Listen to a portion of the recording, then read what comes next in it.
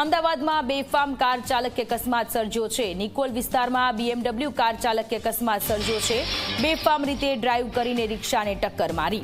અકસ્માત બાદ AMTS બસ સ્ટેન્ડમાં ઘૂસી ગઈ કાર। રિક્ષા ચાલક ગંભીર રીતે ઇજાગ્રસ્ત થતા હોસ્પિટલ ખસેડવામાં આવ્યો છે। પોલીસે ફરાર આરોપીની શોધખોળ શરૂ કરી છે। તો વધુ એક વખત ગંભીર અકસ્માતની ઘટના સામે આવી છે। BMW કાર ચાલકે જેણે આ ગંભીર અકસ્માત સર્જ્યો છે। BRTS કોરિડોરમાં આ બસ ઘૂસી ગઈ છે। રિક્ષા ચાલક કે જેને ગંભીર ઇજાઓ પહોંચી છે। નિકોલ વિસ્તારની આ ઘટના છે કે જ્યાં BMW કાર ચાલક કે જેણે કાબુ ગુમાવ્યો। રિક્ષા ચાલક ગંભીર રીતે ઇજાગ્રસ્ત થતા હોસ્પિટલ સારવાર માટે ખસેડવામાં આવ્યો છે। વધુ વિગતો સાથે સંવાદદાતા ઉદય આપણી સાથે જોડાયેલા છે। ઉદય, વધુ એક ગંભીર અકસ્માતની ઘટના અમદાવાદના નિકોલથી BMW કાર ચાલકે આ ગંભીર અકસ્માત સર્જ્યો છે। રિક્ષા ચાલકની સ્થિતિ શું છે અને પોલીસની કેવી કાર્યવાહી?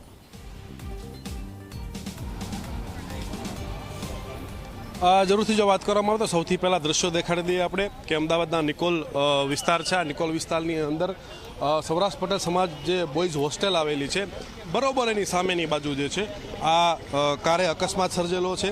તમે જોઈ શકો છો કે આ BMW કાર જે એવી એટલે કે ઇલેક્ટ્રોનિક છે અને જેના RTO પાસિંગની જો હું આપને વાત કરું તો MH14ML4772 આ નંબરની કાર છે।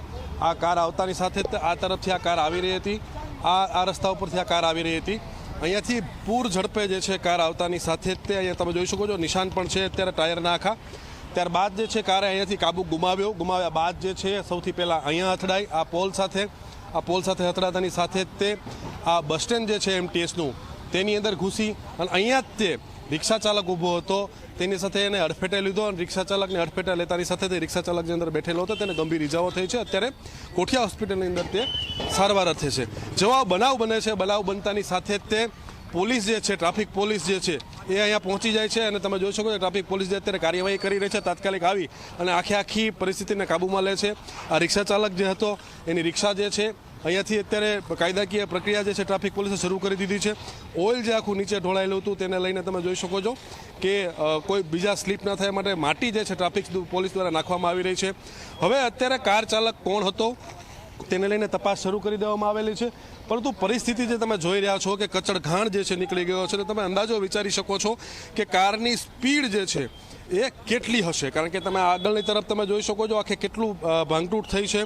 સંપૂર્ણ કહી શકાય કે આખો જે લોખંડનો પોલ જે હતો MTS બસ સ્ટોપનો એ તમે જોઈ શકો છો કઈ રીતે અહીંયા આખો પાડી દેવામાં આવેલો છે। જેનું ફાઉન્ડેશન હતું ફાઉન્ડેશન પણ પાડી દેવામાં આવેલું છે। અંદર તમામ બધી જે એરબેગો છે એરબેગો બધી જ ખુલી ગઈ છે। કેમેરામેનને કહીશ કે અંદરની તરફના આ દ્રશ્યો દેખાડવા માટેનો પ્રયત્ન કરે। આ દરવાજો એટલો ખુલેલો છે, કેટલા લોકો સવાર હતા, શું હતા તેને લઈને પોલીસે તપાસ શરૂ કરી દીધેલી છે। નીચેની તરફ જે છે તમે જોઈ શકો છો આખું કઈ રીતે ફાઉન્ડેશન આખું તોડી નાખેલું છે, તો આની સ્પીડ કેટલી હશે। તો હવે પોલીસે તપાસ શરૂ કરી છે અને પ્રાથમિક દ્રષ્ટિએ જે સામે આવ્યું છે એ પ્રમાણે પુણે ખાતે રજીસ્ટર્ડ છે આ મહારાષ્ટ્રની અંદર કાર। અહીંયા કોણ વાપરતું હતું, નથી અહીંયા કાર કોણે મંગાવી હતી, સાથે જ તે અંદર કેટલા લોકો સવાર હતા, નશાની હાલતમાં હતો કે નહીં, આ તમામ બાબતોને લઈને અત્યારે ટ્રાફિક પોલીસે તપાસ શરૂ કરી છે। જી ઉદય, આભાર તમામ વિગતો માટે।